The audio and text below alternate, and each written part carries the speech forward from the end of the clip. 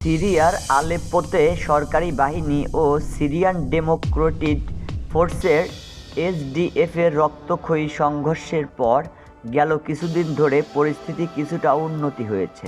দুপক্ষের মধ্যে মধ্যস্থতা করেছে একটি মার্কিন প্রতিনিধি দল। স্থায়ী সময় শুক্রবার শহরটির বেইর হাতের এলাকায় এইচডিএফ এর সাথে বৈঠক করেছে যুক্তরাষ্ট্রের নেতৃত্বাধীন আন্তর্জাতিক প্রতিনিধি দল। শীর্ষ সামরিক কর্মকর্তা বার্তা সংস্থা রয়টার্সকে জানান, উত্তর ও পূর্ব অঞ্চল এলাকায় আরও বড় পরিসরে অভিযান চালানো হতো।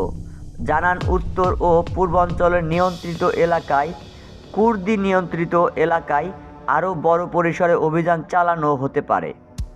সমঝোতার চেষ্টা ব্যর্থ হলে আলেপ্পোর উত্তর অঞ্চল ও পূর্বের অন্তত 5টি ভাগে সেনা অভিযানের ইঙ্গিত দেন তিনি। এসডিএফকে নদীর পূর্ব দিকে সরে যাওয়ার নির্দেশ দেওয়া হয়েছে। বেসামরিক নাগরিকদের সরকার নিয়ন্ত্রিত এলাকায় নিরাপদে সরে যেতে মানবিক পরিষদ খুলে দিতে নির্দেশ দেওয়া হয়েছে।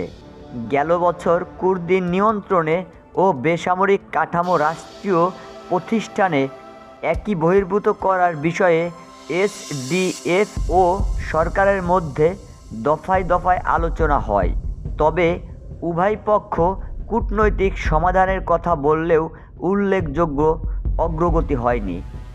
শফিক সাগর, বিবিসি বাংলা টিভি।